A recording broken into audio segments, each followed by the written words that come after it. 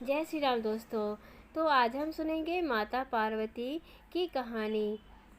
भगवती पार्वती अपने पूर्व जन्म में दक्ष प्रजापति की कन्या सती के रूप में अवतीर्ण हुई थी।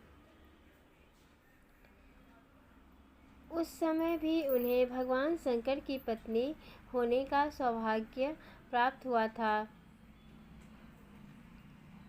दक्ष यज्ञ में अपने पति भगवान शिव के अपमान से क्षुब्ध होकर योगाग्नि में उन्होंने अपना शरीर त्याग दिया था। इन्हें देह त्याग करते समय यह संकल्प लिया था कि मैं पर्वतराज हिमालय के यहाँ जन्म ग्रहण कर पुनः भगवान शिव की अर्धांगिनी बनने का सौभाग्य प्राप्त करूंगी। कुछ समय बाद ही माता सती हिमालय की पत्नी मैना के गर्भ में प्रविष्ट हुई और यथा समय उनका प्राकट्य हुआ। पर्वतराज की पुत्री होने के कारण उनका नाम पार्वती पड़ा और वह पार्वती कहलाई। जब वह कुछ सयानी हुई तो उनके माता पिता उनके अनुरूप वर के लिए चिंतित रहने लगे। एक दिन अकस्मात देव ऋषि नारद हिमवान के घर पधारे। पर्वतराज ने उनका बड़ा आदर सत्कार किया।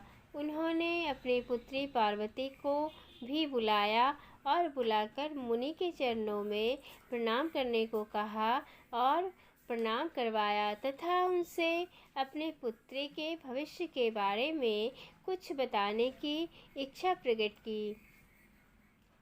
नारद जी ने हंसकर कहा, गिरिराज, तुम्हारी पुत्री तो सर्वगुणों की खान है, वह सर्वगुण संपन्न है। आगे चलकर यह उमा, अंबिका और भवानी आदि नामों से प्रसिद्ध होंगी।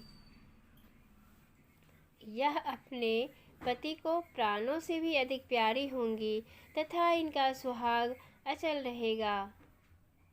किंतु इसको माता पिता से रहित, उदासीन तथा अलग वेश वाला पति मिलेगा।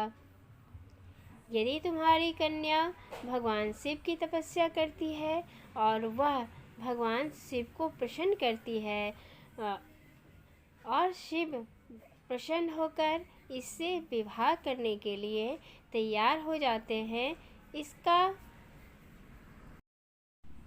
तो सभी तरह से इसका कल्याण हो जाएगा।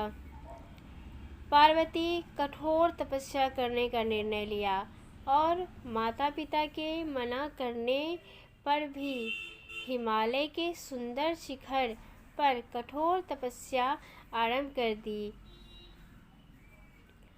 उनकी कठोर तपस्या को देखकर बड़े बड़े ऋषि मुनि भी दंग रह गए और अंत में भगवान शिव, भगवान आशुतोष का सिंहासन हिला। उन्होंने पहले पार्वती की परीक्षा लेने के लिए सप्त ऋषियों को भेजा और पीछे वेश बदलकर स्वयं आ गए। पार्वती की अविचल निष्ठा को देखकर शिवजी अपने को अधिक देर तक छिपा न सके और असली रूप में उनके सामने प्रकट हो गए। भगवान शिव को प्रकट देखकर माता पार्वती बहुत ही ज़्यादा खुश हो गई। भगवती पार्वती की इच्छा पूर्ण हुई और उन्होंने शिवजी के पानी ग्रहण का वरदान मिला। पार्वती जी तपस्या पूर्ण करके घर लौट आई और माता पिता को उन्होंने शंकर जी की प्रकट होने की तथा वरदान देने की संपूर्ण वृत्तांत कह सुनाया। तत्पश्चात शंकर जी ने सप्त ऋषियों को विवाह का प्रस्ताव लेकर हिमवान के पास भेजा और इस प्रकार विवाह की शुभ तिथि सुनिश्चित हुई। वर पक्ष की ओर से ब्रह्मा, विष्णु और इंद्रादि देवता बारात लेकर आए। भगवान शंकर और पार्वती का विवाह बड़ी धूमधाम से संपन्न हुआ। फिर भगवान शिव के साथ माता पार्वती कैलाश आई। दो अनादि दंपतियों का पुनर्मिलन हुआ। फिर पार्वती जी के द्वितीय पुत्र गणेश का उत्पन्न हुआ। भगवती पार्वती समस्त पतिव्रताओं में शिरोमणि है। सबसे ऊपर है माता पार्वती। भगवती सीता जी इन्हीं की आराधिका थी। दोस्तों, उम्मीद है कि ये कहानी आपको बहुत ही अच्छी लगी होगी। कहानी अच्छी लगी तो प्लीज़ चैनल को सब्सक्राइब करिएगा, वीडियो को लाइक एंड शेयर करिएगा। धन्यवाद।